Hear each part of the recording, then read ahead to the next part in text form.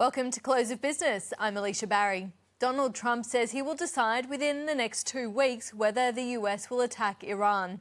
Regardless, as the Israel-Iran conflict grinds into its second week, there is growing concern it could choke global energy supplies and with it, reignite inflation and increase the risk of a global recession.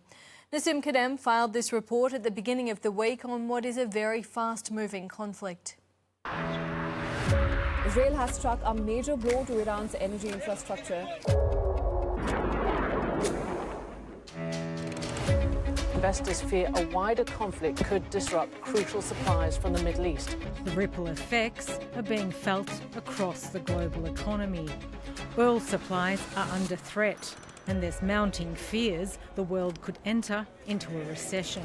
We would be talking about closer to a 30 to 40% probability of a recession, but it really depends on how things play out now in the Middle East and whether the Iranian authorities have the might and the will to close the Strait of Hormuz. The Strait of Hormuz, located between Iran and Oman, is the world's most important oil transit choke point. Roughly 20% of the world's oil and 25% of liquefied natural gas flows through here. Closing it would have devastating consequences. We would be in a true global energy crisis. This is an event which was similar to the Iran-Iraq war, the Arab oil embargo in the 70s and 80s, and the Iranian Revolution. I don't think the market and policymakers are yet to appreciate how high the risk is and what the consequences could be globally. Israel is already attacking Iranian oil refineries and gas fields. Now Tehran has retaliated. We also aimed at economic targets last night, and we attacked economic sites and the refinery. We're protecting ourselves, but by doing so, we're protecting many others. US President Donald Trump is hoping for a resolution. Sometimes they have to fight it out, but we're going to see what happens. I think there's a good chance there'll be a deal. In the meantime, analysts estimate the price of oil, which is hovering around $75 a barrel, could surge above 100 in the coming weeks. That would send the price of petrol, which is currently at 178.6 cents a litre, as high as 220 cents. A big spike in the price of petrol and gas could reignite inflation. Analysts say that central banks, including the Reserve Bank, may have to delay interest rate cuts and could even hike them again. It really does cloud the picture for central banks. It makes them in a bigger predicament than they already are, unfortunately. It'll also flow through to our electricity prices via international gas prices, and it'll flow through to our cost of living because nearly every single thing that you buy and use on a day-to-day basis has energy as a core input cost along its supply chain. You could see a prolonged period that lasts not just months but a few years for higher energy prices. A global outcome no one wants to see. The US Federal Reserve meeting ended as expected, with rates unchanged and associated name-calling from the US President. Donald Trump says the Fed Chair Jerome Powell is stupid and costing the country a fortune. Unaffected, Jay Powell sounded another warning on the rising risks of stagflation. VanEck portfolio manager Eric Fine is visiting from New York and joined me in the studio. Eric, Jerome Powell has said that the growth outlook in the US is deteriorating, basically in line with the inflation outlook. Is he hinting at stagflation here, and are alarm bells ringing for you? To a big extent, yes. I was at IMF meetings a couple months ago, and figure one in their must-read World Economic Outlook was a chart on the evolution of their inflation forecast for the US, which has been consistently up. It also showed their evolution of their inflation forecast for China, which is down, which means the dollar should depreciate by that inflation differential. Absolutely, that's one really clear example, is inflation outlook does look worse. The second element is the Fed is much more nuanced about the effects of tariffs. So for a big chunk of my life talking to the Fed staff, tariffs were viewed primarily as a hit to demand that would reduce interest rates. That's clearly not the view now. So no, it's a real risk. Well, I mean, if the Fed is right on inflation and we see even a stagflationary environment, what is that going to mean for global markets? Recession. If the Fed cannot adjust rates downward because debt levels are high, tariff policy is worrisome, that means much tighter financial conditions. And in the U.S., that's really meaningful when the 30-year, let's say the 30-year goes to 6, 30-year mortgages, property is a really distinguishing factor of the U.S. economy. That's very recessionary, and what it tells you is have recession trades on, which means avoid credit spreads in dollars where everyone has their risk. And how likely, in your view, is this potentially going to play out, that we see a recession? I would say that I would look at it slightly differently. I would say that the rates outlook is higher, and that is likely to encourage a recession. But it's really the uncertainty channel, right? There is great uncertainty. The way the U.S. is adjusting policy is very disturbing to a lot of market participants and just creates a huge amount of uncertainty. But it's mostly U.S.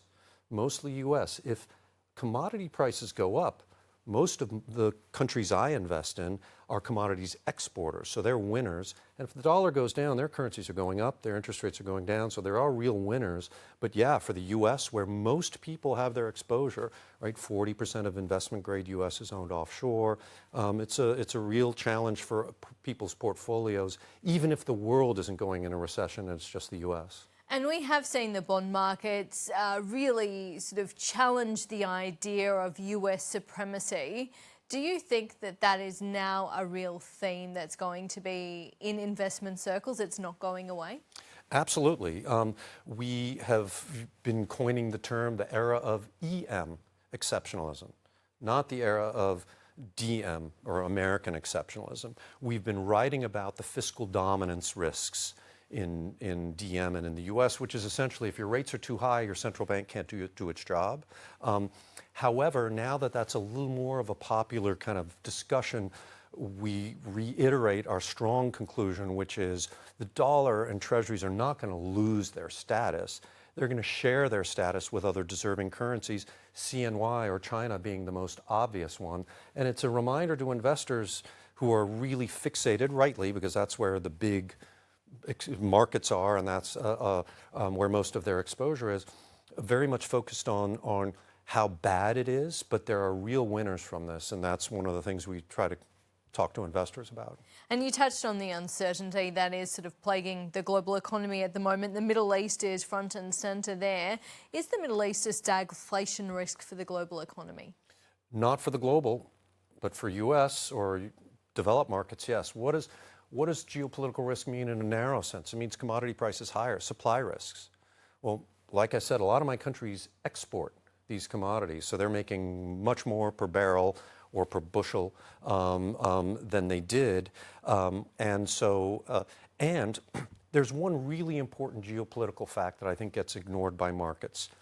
We in the West rightly say there's a lot of deglobalization, but that's not true for the rest of the world. The most important fact economically is every pipe in Russia is moving towards India and China. I don't know the price at which India buys oil, but it's 20, 10, 15, 30 lower than the price that you see on my Bloomberg screen.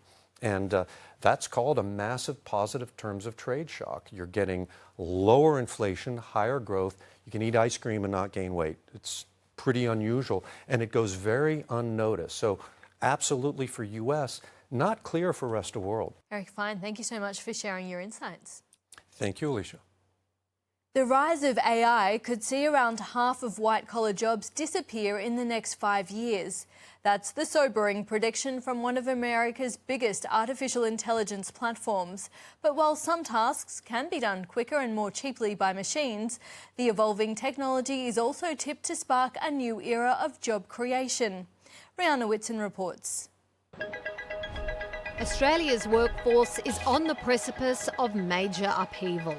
CEOs of our biggest companies are warning their human headcount will shrink as a result of advances in artificial intelligence. It's a reasonable base to say on like for like it will be smaller, but there'll be differences. We know that work is going to look very different by 2030, and so will we.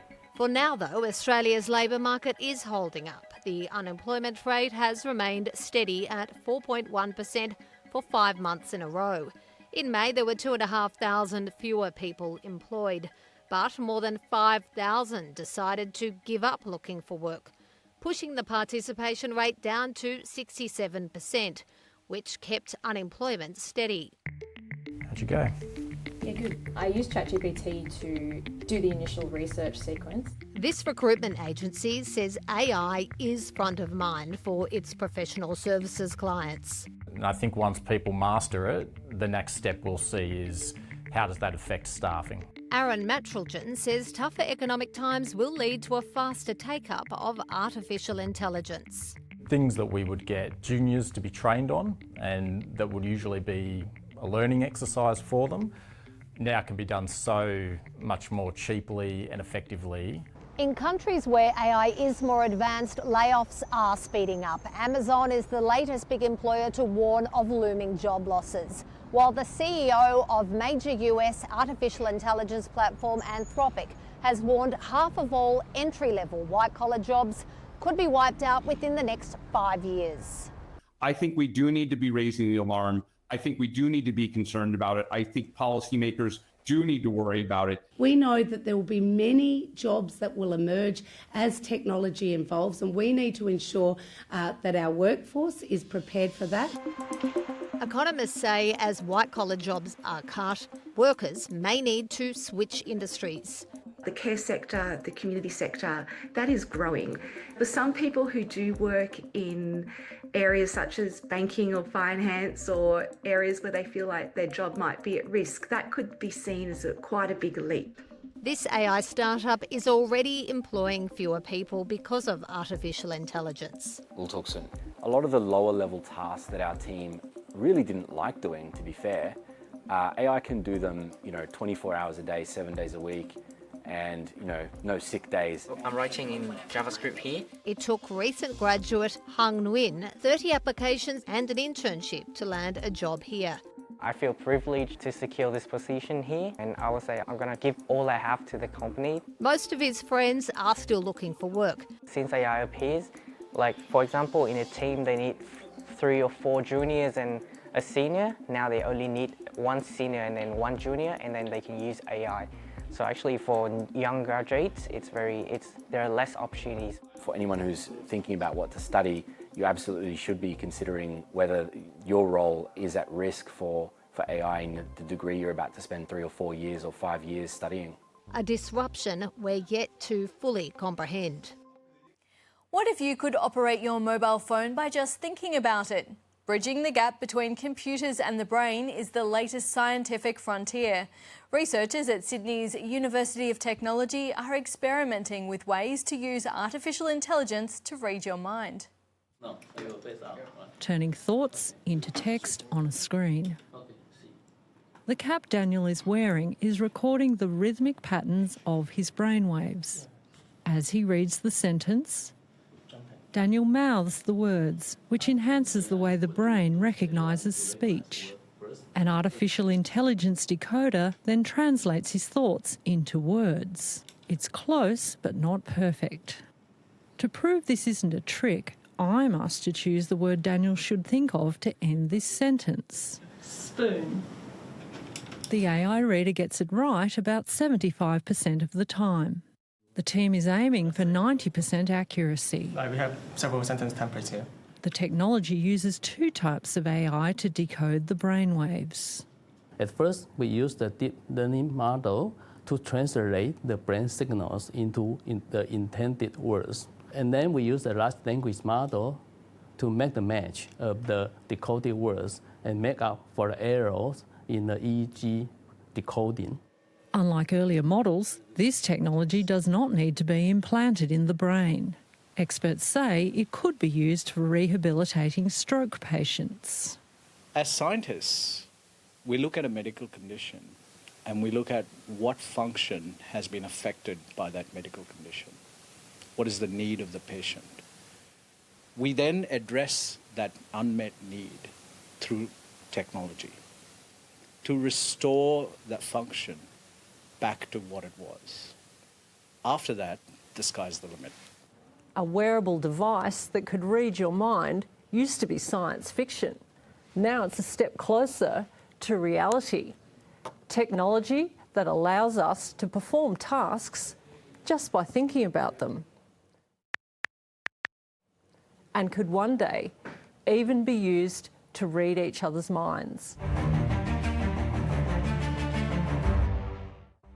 Optus is facing a $100 million fine after admitting to signing up vulnerable Australians to mobile phone plans they didn't need and in some cases couldn't use. The fine is one of the biggest ever secured by the ACCC. The Optus CEO has now apologised to hundreds of customers, as Amelia Terzon reports. Imagine walking into a store and wanting to buy a phone and then being offered 2 phones and a device and data and then going back out to your community and knowing that you did not have any connection at all, but actually being billed thousands of dollars for those products. These are the sorts of horror stories reported by financial counsellors around the country that led to an investigation into Optus. We had one client who bought a product from Optus. The product couldn't work in her area because it had no coverage, so Optus should have known that. And when the client had tried to be able to cancel it, she thought she did, but not only did Optus not cancel the contract, but they ended up selling it to a debt collector and accrued even more charges. The consumer watchdog sued Optus last year. Now the company is settling. $100 million is obviously an extremely significant penalty. The fear, distress and shame that many consumers experienced could and should have been anticipated and addressed speedily. Optus admitted that staff acted against good conscience when they sold phones and contracts to more than 400 people at 16 stores around the country. How long did Optus know this was going on for? The conduct subject of the action began in 2019 and continued through to 2023. Senior management of Optus became increasingly aware of the conduct over that period of time. Optus's chief executive apologised to customers and he ordered a review when he joined the company last year. I have made some changes to management, and also those people who were involved in the mis-selling practices directly are no longer in the organisation.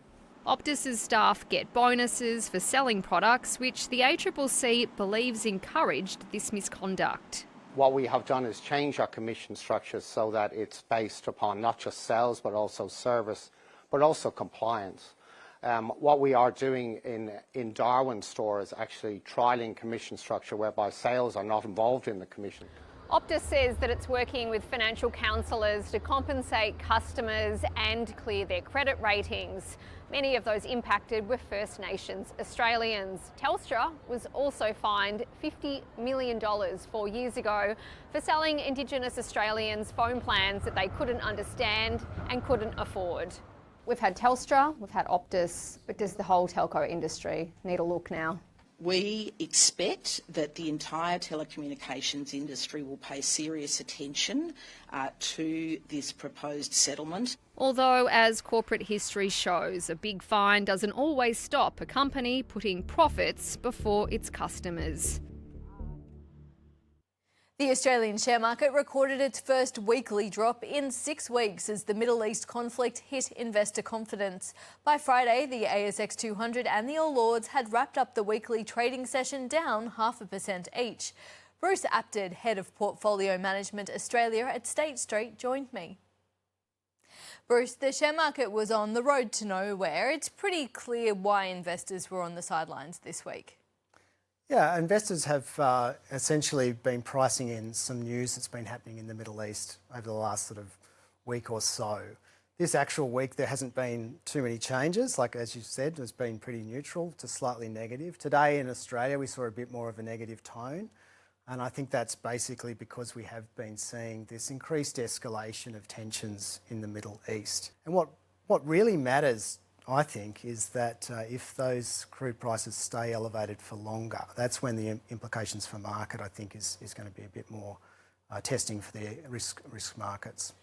So the energy sector obviously very much in focus. What other sectors are exposed to this global uncertainty? Pretty much all sectors get impacted because the problem with energy prices is they permeate through so many different parts of the economy in different ways and in negatively ways. So we always find that the most cyclical sectors are the ones that are probably the most exposed to the higher energy prices.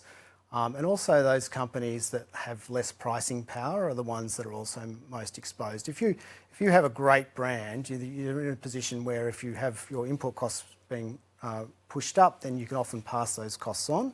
But if you're in a more competitive environment, you don't have that pricing power, then you're much more exposed. So the cyclical sectors are the ones that typically struggle the most. And then on the flip side, the defensive, higher quality businesses are the ones that can normally navigate these sort of higher inflation impulse better.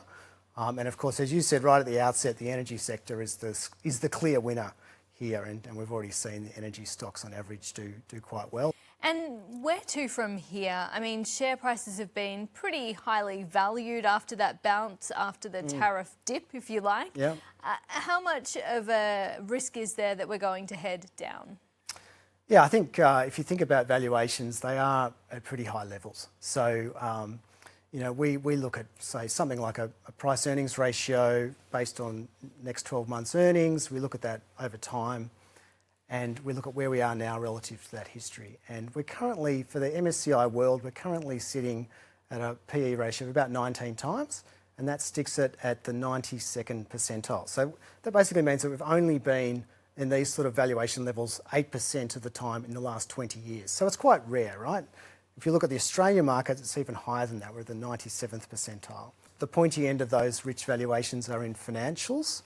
Industrials. We know a lot about CBA, we know a lot about that in Australia, and it's quite true in Australia as well. And also technology. Though interestingly, technology is not as expensive now as it was at the start of the year. So there has been a bit of a change in mix there. And then the obvious sectors that shine as cheaper are those sectors in healthcare, utilities, and energy. Bruce Apted, thank you so much. You're welcome.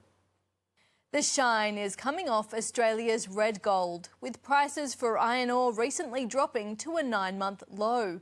New miners are coming online in Western Australia, but they're facing the ongoing challenge of China's property bust dragging on demand. Clint Jasper reports from Rio's Megamine joint venture in the Pilbara.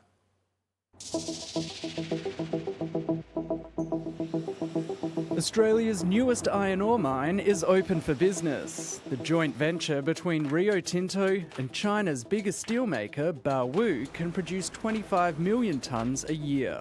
The Pilbara is the main fuel engine of conventional iron ore for the world. The new mine and ore crusher behind me are linked by an 18-kilometre-long conveyor belt to Rio Tinto's existing facility in Paraburdoo. Western Range is part of over $20 billion worth of investment in new Pilbara mines that the company and state governments say will provide an enduring link between WA and China for decades to come. China and Australia's economic and trade cooperation has driven rapid growth in both countries over the past 5 decades. The iron ore of the Pilbara has built the great cities of China and will continue to do so for decades to come. But China isn't building at the pace it once did. Residential construction has fallen off a cliff. New housing floor space has fallen from over 2 trillion square metres a year in 2021 to just over 500 billion square metres in April this year. Steel production in China has also flattened. The price of Chinese steel rebar, a key construction product, hasn't been this low since 2017. The demand side of the equation certainly is coming under pressure at the moment. But, with all markets, there's two sides to the story, and certainly supply is playing its part as well. Australian producers were already opening new mines when a crackdown on indebted property developers in China sent the industry into a downward spiral. Beijing's other steel-consuming sectors, like car making and infrastructure, haven't been able to fill the gap. And the federal government says this slowdown will see the value of iron ore exports fall from $141 billion last financial year to just $81 billion by the end of the decade. Chinese steelmaking demand has transformed the Pilbara into one of the world's most important sources of iron ore. For decades, royalties generated here have filled government coffers. And while the market's had its ups and downs over that time, the issues facing Australian iron ore producers today, as well as their biggest customer, are some of the biggest they've ever had to contend with. Fortescue founder Andrew Forrest recently warned the region could become a wasteland as steelmakers look for iron ore deposits with higher iron content for green steel furnaces. More recently, both Platts and Fastmarkets have rejigged their benchmark price indices, changing it from 62% to 61% iron content to reflect the reality of shipments coming from the Pilbara. It is for us as companies to make sure that the Pilbara ore remains relevant, working on how can we decarbonize the supply chain. If we find the right solutions, and we will, then Pilbara will be the source for many, many decades to come. One of the main solutions proposed is to make green iron here and export that overseas. But it is a challenging prospect because a lot of that technology is still to be figured out. Rio Tinto also has the Simandou project in Guinea with another Chinese partner. Its ore has 64% iron content and will be ready to ship by the end of the year. But not everyone's convinced it'll shift the needle on global supply or become a go-to for green steel makers. Even from Simandou, still in terms of the current processes to produce green steel, it is still a challenge at 64% Fe. It's not a slam dunk that it's going to be, that enormous threat that people talk about to Australian ore. This red dirt still has a role to play in Australia's green energy transition. And that's all from Close of Business. I'm Alicia Barry. Thanks for watching.